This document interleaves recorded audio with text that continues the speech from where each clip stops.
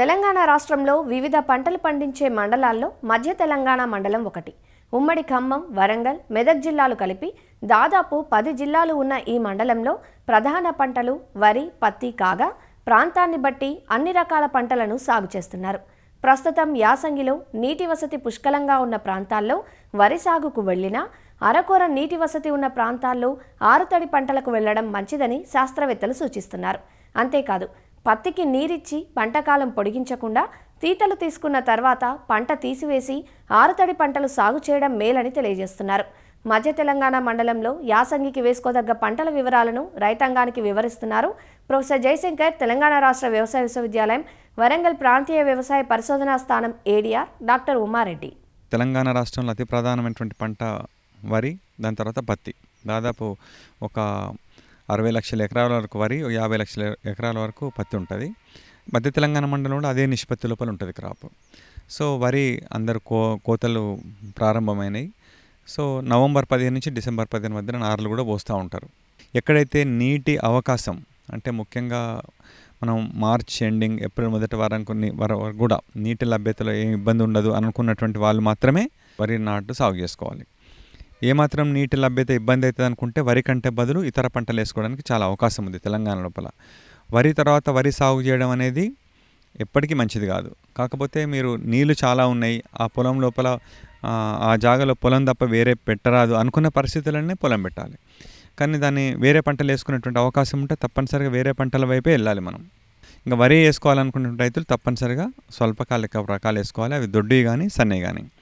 So దాంట్లో కూడా రైతులు ఏంటంటే ఫలానా రకమే బాగుంటుంది అనే దానికంటే కూడా, అంటే రకం ఎన్నుకోవడం మంచిదే, కానీ మనకు అందుబాటులో ఉండేటువంటి అధిక దిగుబడి ఏ రకమైనా సరే యాజమాన్యం కనుక మంచిగా చేసినట్లయితే మనకు దాదాపు ఒక 45 నుంచి 50 బస్తాల దిగుబడి ఎకరానికి రావడానికి అవకాశం ఉంటుంది.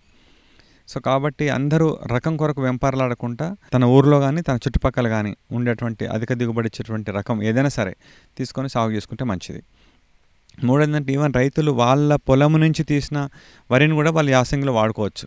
కొంచెం దానికి నిద్రావస్థ ఉన్నట్టు కనుక తెలిసినట్లయితే దాన్ని నత్రికామ్లం లోపల కొంచెం నానబెట్టి తర్వాత కనుక మండగట్టుకుంటే ఆ సమస్య కూడా ఉండదు. అందరూ కూడా సీడ్ కొనాల్సిన అవసరం లేదు. ఒకసారి మంచి సీడ్ కొనుక్కున్నామంటే మనకు 4-5 సంవత్సరాల వరకు కూడా మనకు సరిపోతుంది అది.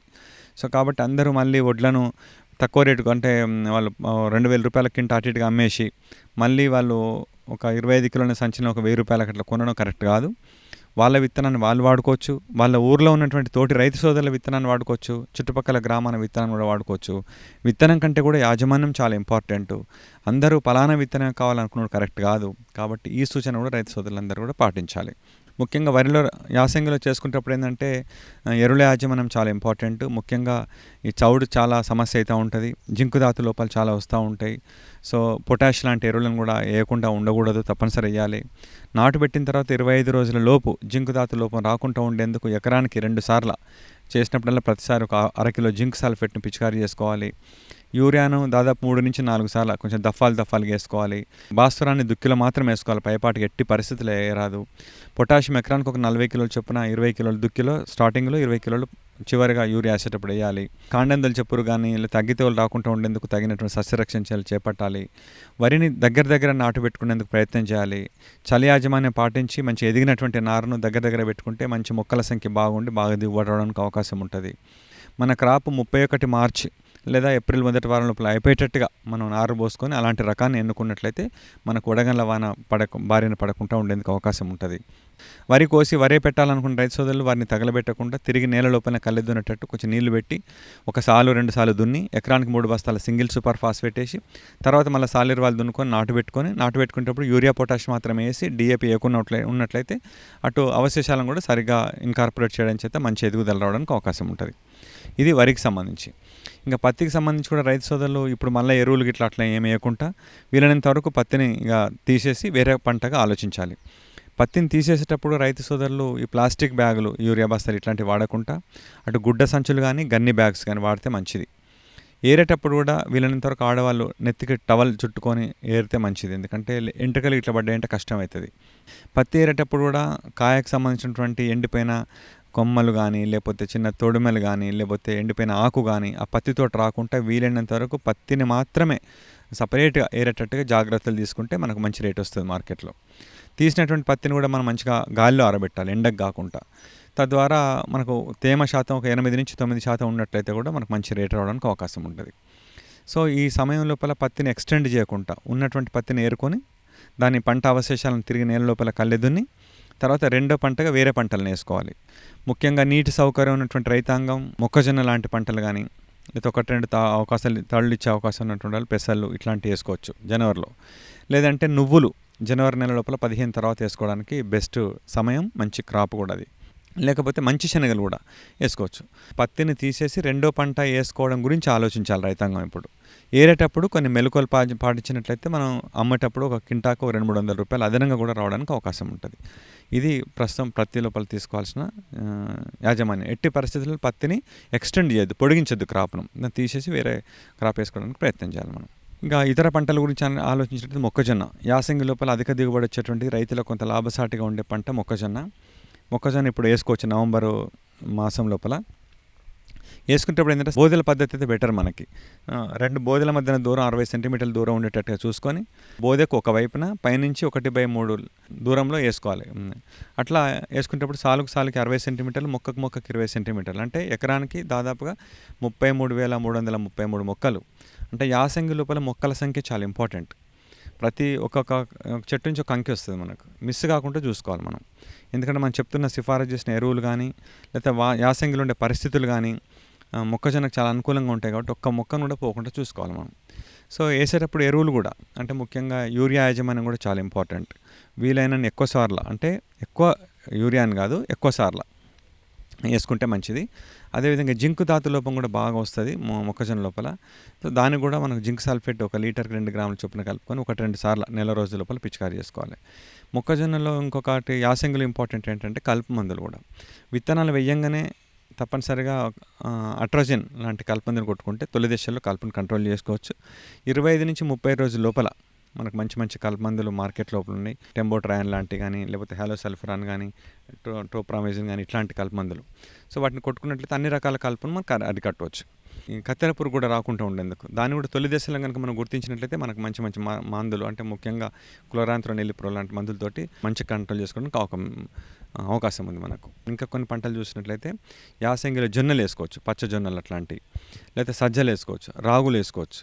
అవన్నీ కూడా ఇప్పుడు వేసుకునేటువంటి సమయం, తక్కువ సీడ్ పడుతుంది మనకు, పెద్ద సమస్యలు కూడా ఎక్కువ ఉండవు, మార్కెట్లో కూడా పెద్ద ఇబ్బందులే ఉండవు. ఇప్పటికి మార్కెట్ చాలా ఇంప్రూవ్ అయింది మనకు, విత్తనాలు మంచిగా లభ్యమవుతున్నాయి. కాబట్టి రైతాంగం అందరూ వరి తర్వాత వరి, లేకపోతే ఓన్లీ 1-2 పంటలే కాకుండా కొంచెం వినూత్నంగా మార్కెట్ సమస్యలు లేకుండా ఒక ₹2 మిగిలేటువంటి పంటలు ఇవి కూడా ఆలోచిస్తే మంచిది మనకు. కొంచెం నల్లరేగడి భూములు ఉండి రైతులు కనుక మంచి శనగల గురించి కూడా ఆలోచించవచ్చు.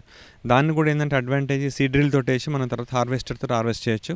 కొంచెం పూత దశ లోపల మరియు పిందె దశ లోపల కొంచెం నీళ్ళ ఎద్దడి లేకుండా ఉండేటట్లయితే మనకు మంచి దిగుబడి రావడానికి అవకాశం ఉంది.